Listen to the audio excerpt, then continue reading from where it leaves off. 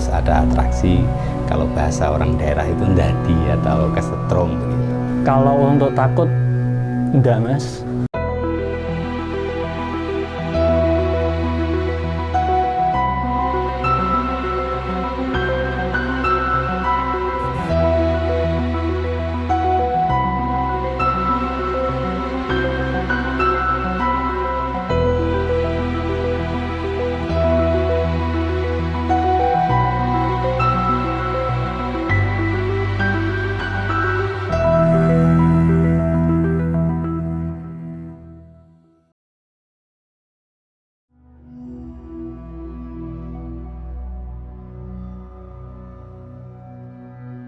Indonesia memang dikenal dengan keberagaman budaya dan keseniannya. Hampir setiap daerah punya budaya dan kesenian masing-masing. Nuansa mistis pun cukup ketara dalam tarian tradisional ini. Bahkan gerak dari para penari ini 50%-nya berasal dari makhluk gaib tak kasat mata yang masuk ke tubuh penari. Langen Beksan Kinasih Laura Irawati yang ada di Desa Metuk, Kecamatan Mojosongo, Boyolali adalah salah satu sanggar yang melestarikan tarian tradisional ini. Di sanggar itu, para penari tarian ini menggunakan topeng dengan wujud yang menyeramkan. Topeng yang digunakan berbahan kayu dengan ukiran mata yang melotot tajam serta gigi taring yang panjang. Pakaian yang digunakan memiliki warna yang mencolok seperti merah, kuning, biru, dan juga hijau.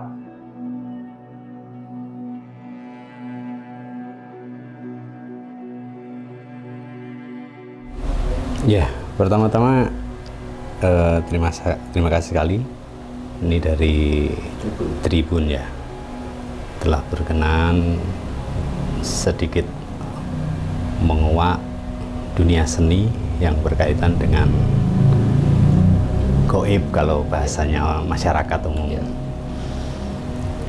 Dilatari dari kecintaan warga masyarakat terhadap seni budaya, dan rata-rata untuk orang-orang daerah seperti kita-kita itu kecenderungannya memang kita tidak bisa meninggalkan budaya leluhur.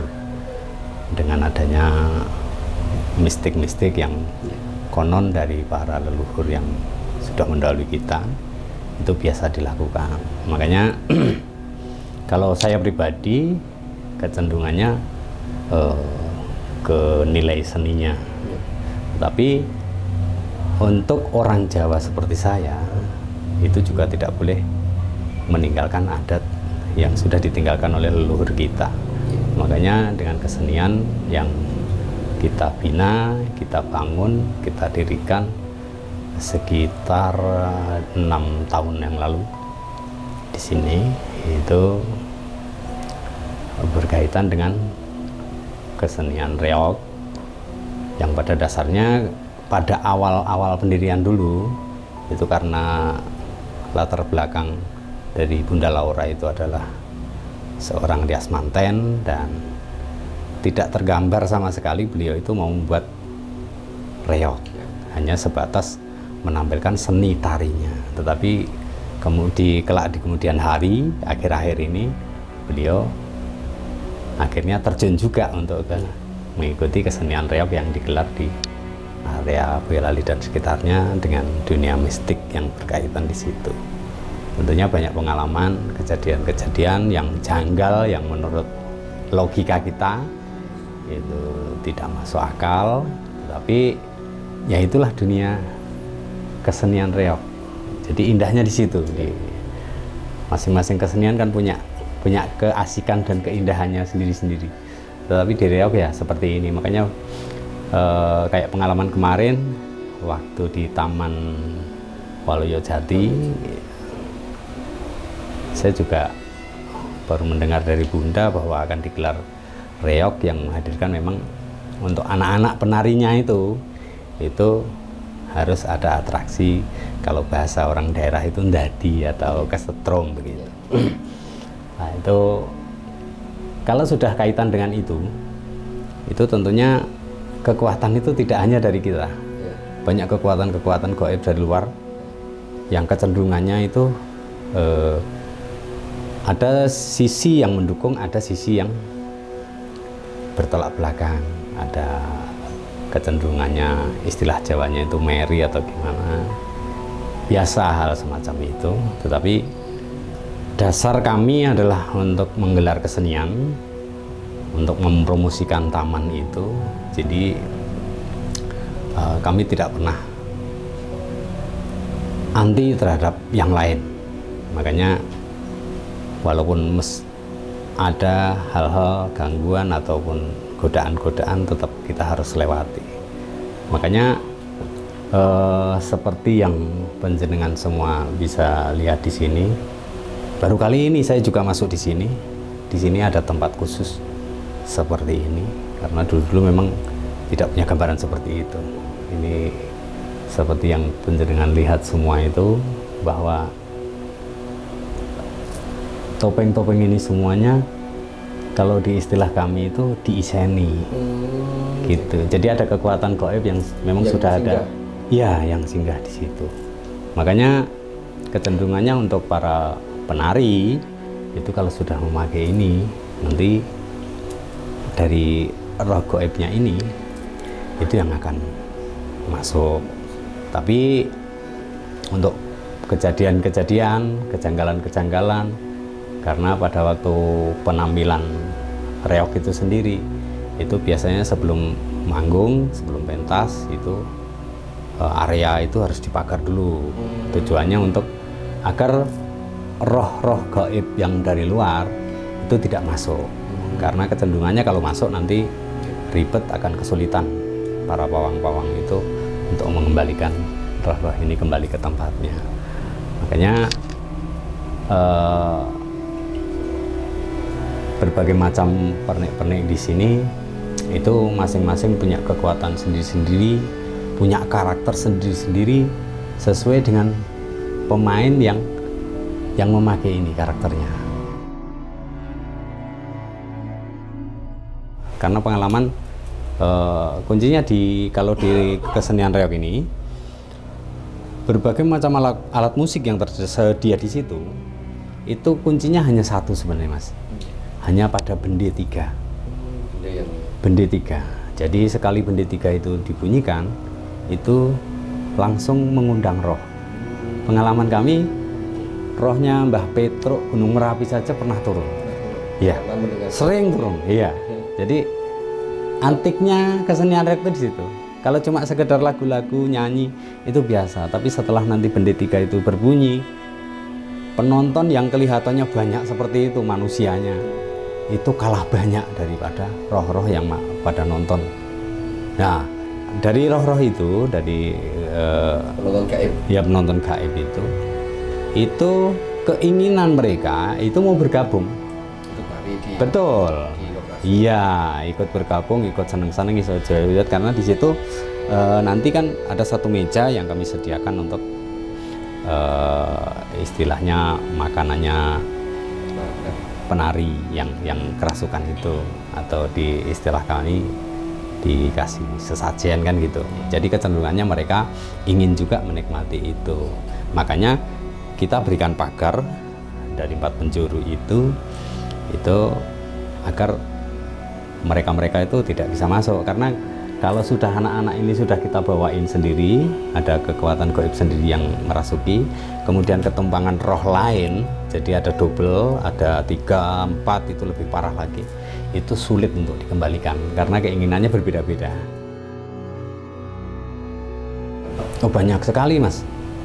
Jadi 3 hari sebelum itu biasanya teman-teman pawang itu berkumpul dulu, nanti mengadakan ritual minta izin.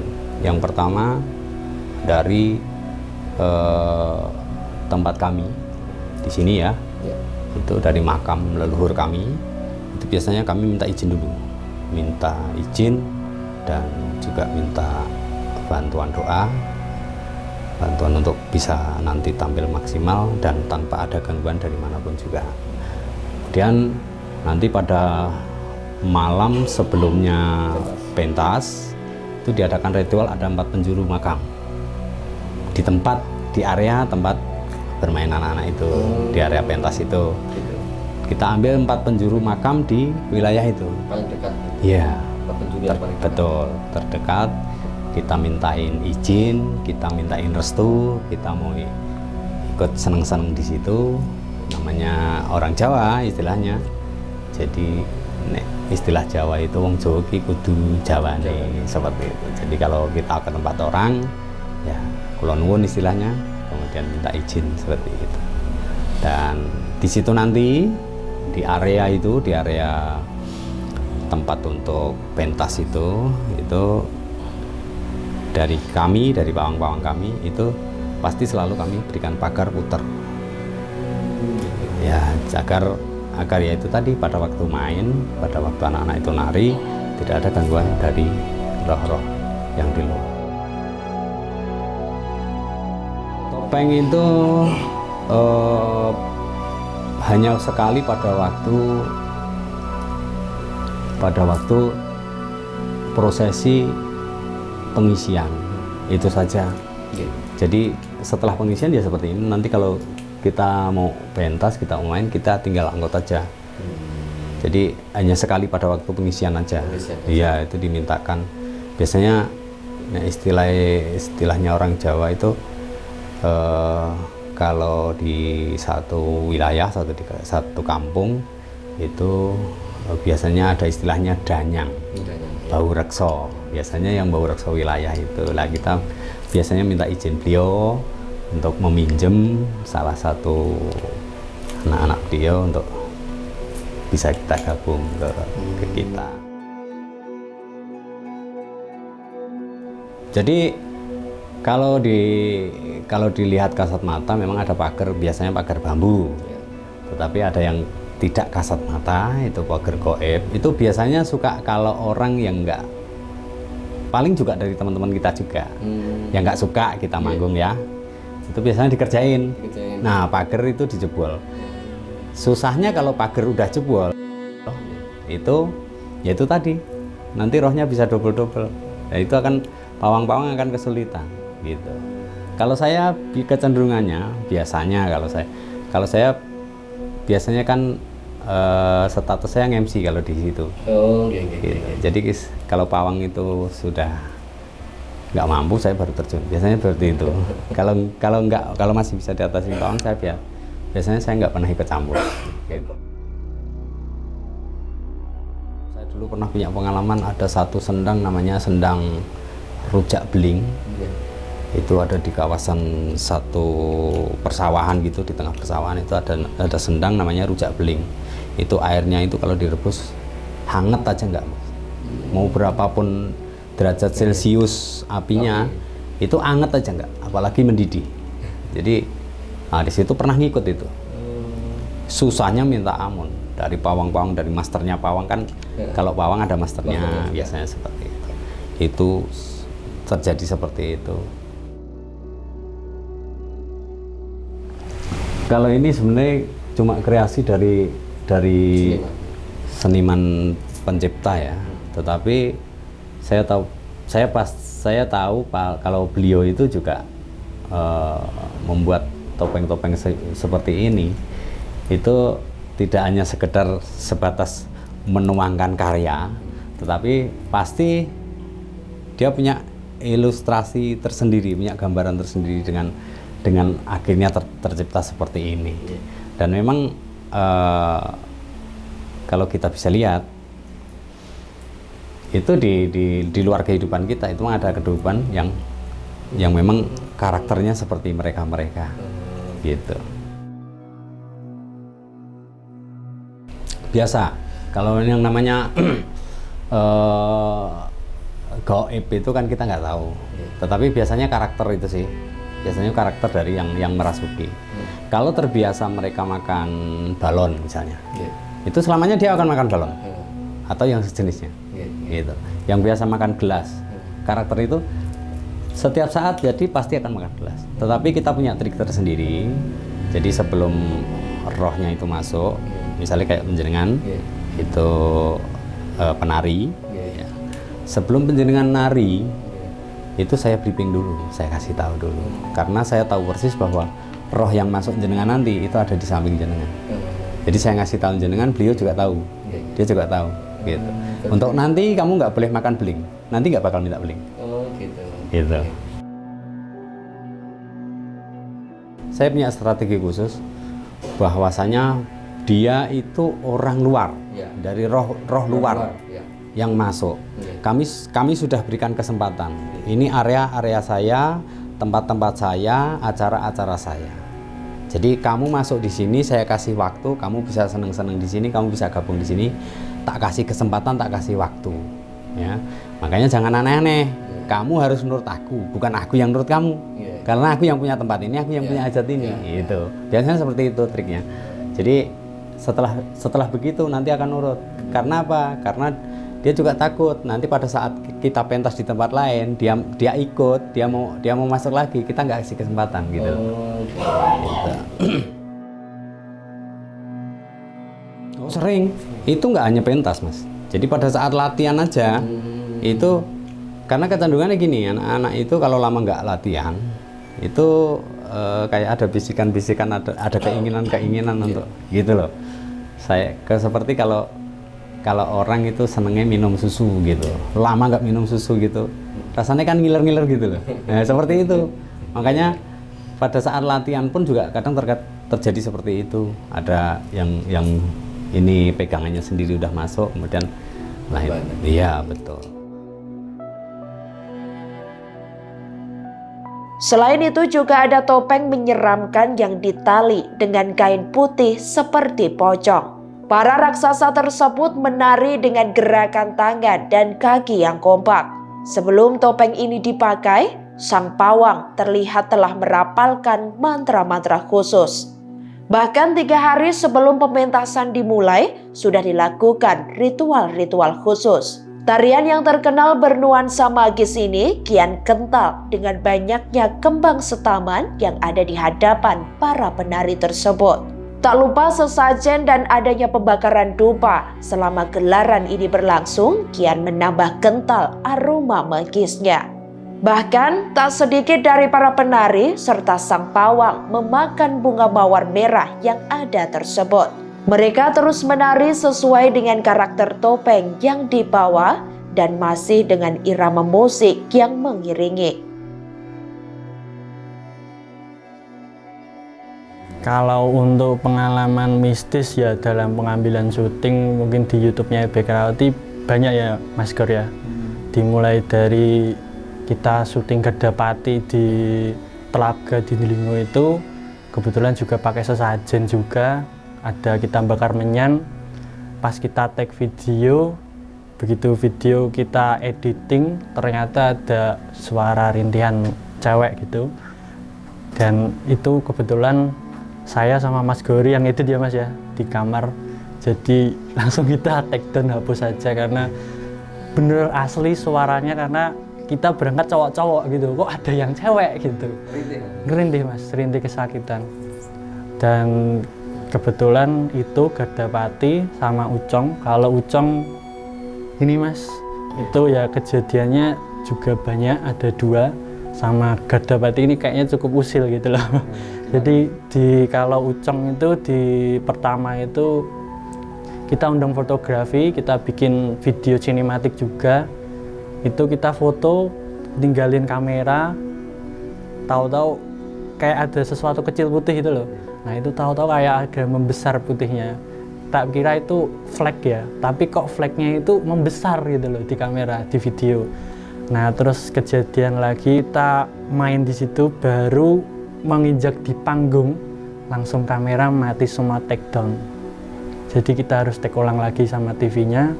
Dan yang saya bikin lucu atau bikin ngeri lagi, mungkin pengalaman juga, itu saya ngerekam sendiri, kamera itu filenya itu kepotong di bagian menit itu pas Gerdapati sama Ucong itu keluar. Setelah itu filenya ada lagi gitu. Bahkan di kamera saya sama di kamera master yang di TV itu sama.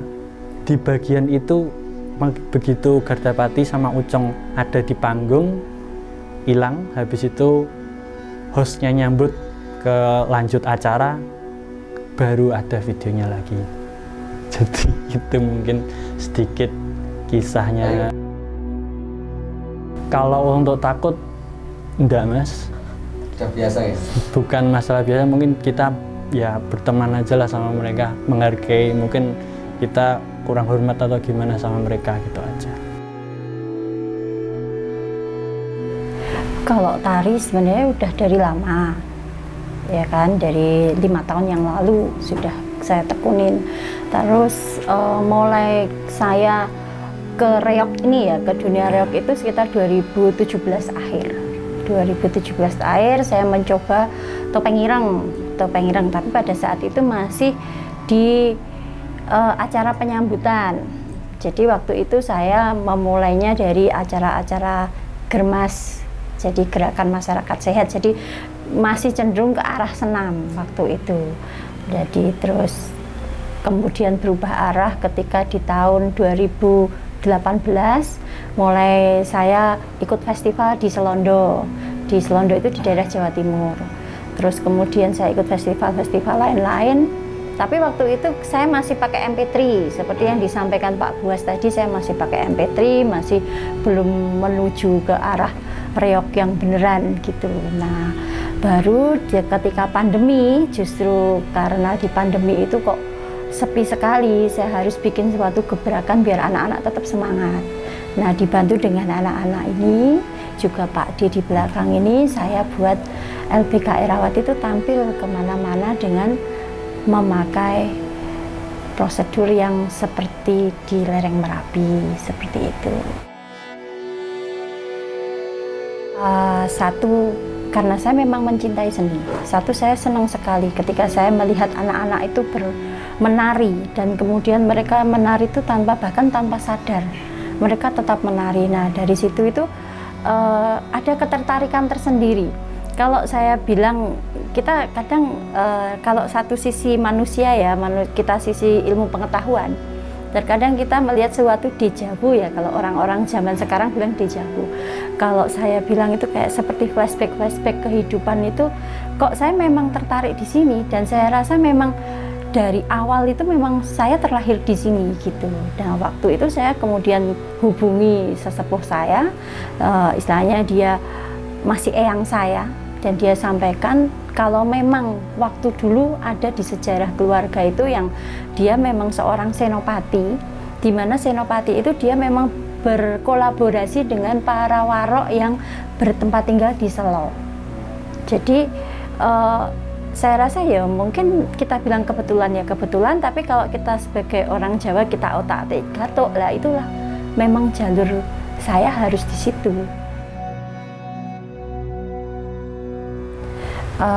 Kalau kesulitan sih sebenarnya kalau saya bilang sulit ada penyelesaiannya. Cuman begini, tegang ya, karena pada saat itu kenapa tegang, itu terkadang cuaca alam jadi nggak mendukung, terus suasana hati jadi nggak karu-karuan. Nah, itulah yang saya bilang seperti kita itu harus sugesti kita kuat gitu, atau mungkin kalau kita bilang sebagai orang Jawa, apa yang ada di dalam diri kita itu harus bisa power of mind-nya itu biar bisa menguasai semua keadaan itu.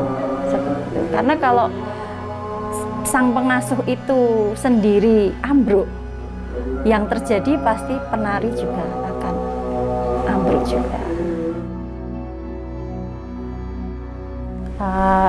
Ini kalau seniman ini ya, kalau misalnya Buto Gedruk ini ya, itu sebenarnya kan melambangkan raksasa, melambangkan sifat manusia.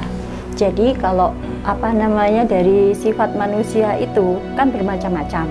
Nah, dari bermacam-macam ditampilkan dalam bentuk kesenian. Nah, kesenian-kesenian kita itu kan berawal dari zaman dulu ya. Sedangkan ini saya agak mengulas lebih berbeda dari sisi yang lain.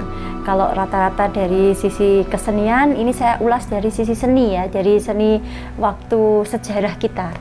Sejarah kita itu kan selama 350 tahun kan kita berada dalam penjajahan. Nah, di dalam penjajahan itu kita tidak bisa belajar, satu. Yang kedua, kita juga nggak bisa berlatih kanuragan.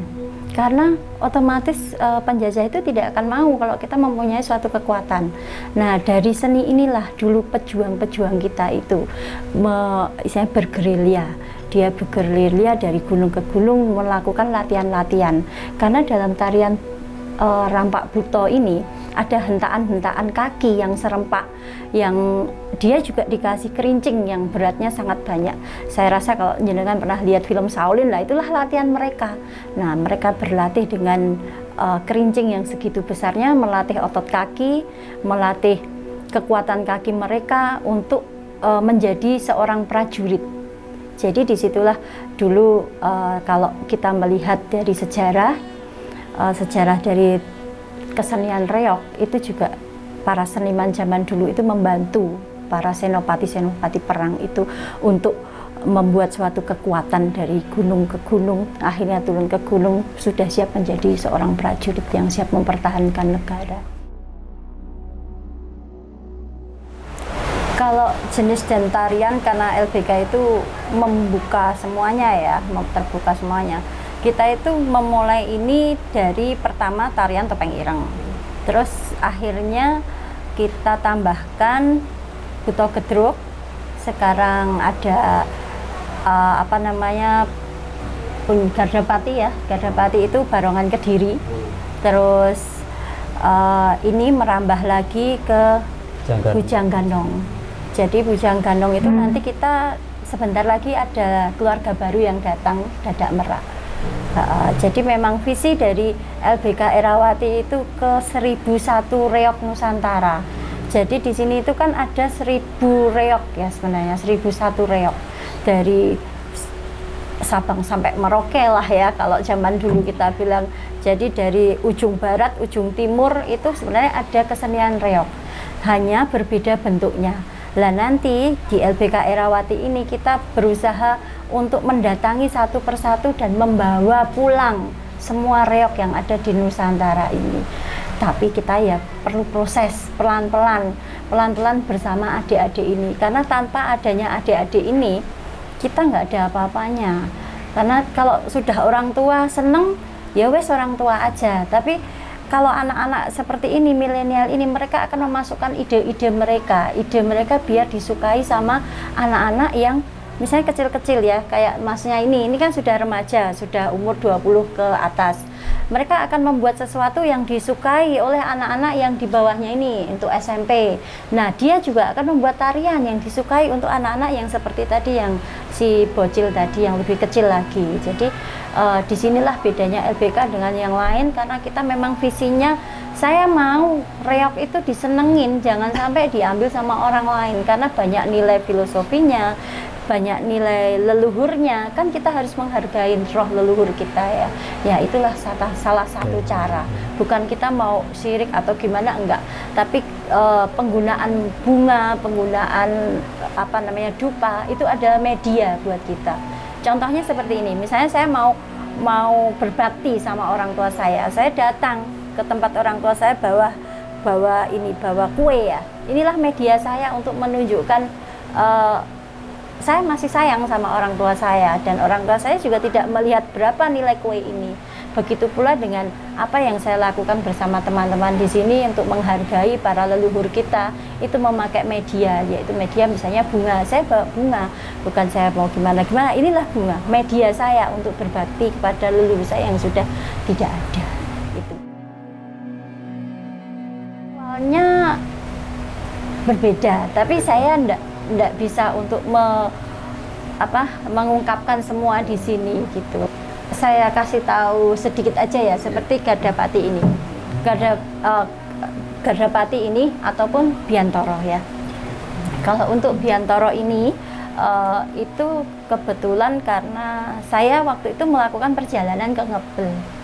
Nah, perjalanan ke Ngebel itu saya ada leluhur di sana. Dan ketika itu saya membawa ke sana, dan ada sesuatu yang memang harus saya ambil dari sana, seperti itu. Kalau untuk Ubo Rampe itu karena kita orang Jawa ya, orang Jawa tuh kalau kita mau adakan hiburan itu ada yang namanya cok bakal untuk hiburan. Jadi untuk hiburan itu kita memang mempunyai niat di sini kita murni menghibur. Jadi tidak ada embel-embel lain seperti yang saya sampaikan dengan Pak Dimartono ya. Kita memang hati murni untuk menghibur. Jadi di situ kita sediakan yang namanya cok bakal itu, yang isinya ada. Coba Pak De disampaikan isinya. Kalau yang dipersiapkan untuk tarian biasanya kita menyiapkan yaitu namanya sesajen. Ya, sesajen itu bermacam-macam. Itu ada dupo, ada kemenyan, juga ada apa itu yang namanya orang Jawa itu tukon pasar gitu. Nah, tukon pasar itu 5. Harus ada 5 macam. Yang pertama itu harus ada kolo kependem, kolo gumandul sama jajanan. Yang kolo pendem itu termasuk seperti ketela, seperti kimpo dan sebagainya, itu yang ditanam dalam tanah. Kemudian yang gumandul, kolo gumandul itu ada buah-buahan, yaitu termasuk pisang, jambu, salak dan sebagainya. Kemudian jajanan pasar itu ya seperti untuk anak-anak kecil itu. Ada ciki, ada itu dan sebagainya, itu yang untuk jajanan anak-anak kecil itu. Kita hidup dalam kemasyarakatan, kita melihat nyata. Tetapi dalam kehidupan yang tidak nyata seperti makhluk-makhluk gaib, itu ada yang dewasa, ada yang sudah tua, ada yang masih kecil. Jadi kita harus sama-sama seperti disamakan. Kalau jajanan pasar, mereka yang anak-anak kecil yang sudah almarhum. Kemudian untuk kalau gumandul biasanya anak-anak muda senangnya.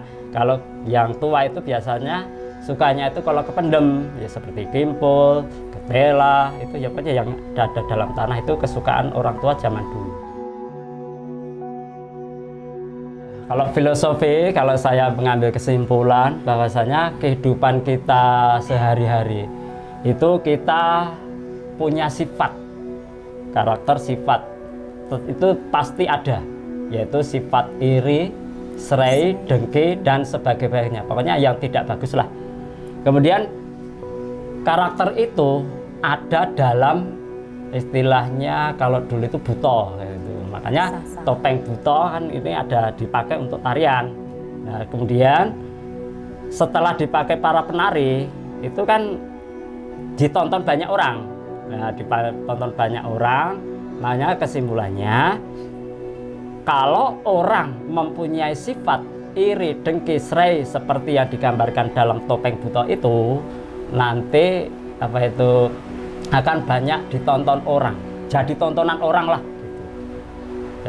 Jadi cemoohan orang, jadi apa itu perbincangan orang. Kemudian sepertengahan tarian itu biasanya kalau kayak katakan itu blegor kayak gitu ya. Blegornya itu dilepas, beralih ke tarian yang enak, joget-jogetan yang lagu-lagu enak kan gitu. Itu filosofinya. Setelah kita ditonton jadi tontonan banyak orang, ya toh, kita itu marilah kita kembali sifat-sifat semacam itu kita hilangkan menjadi yang lebih baik. Jadi orang yang lebih baik itu salah satu inti daripada tarian gedruk. Ada juga topeng ireng. Kalau topeng ireng itu kan mukanya seperti tidak bagusan gitu. Kita semua itu sebenarnya sama, di mata yang kuasa itu sama. Makanya jangan menghina orang yang tidak bagus. Belum tentu yang menghina itu lebih baik dari kita.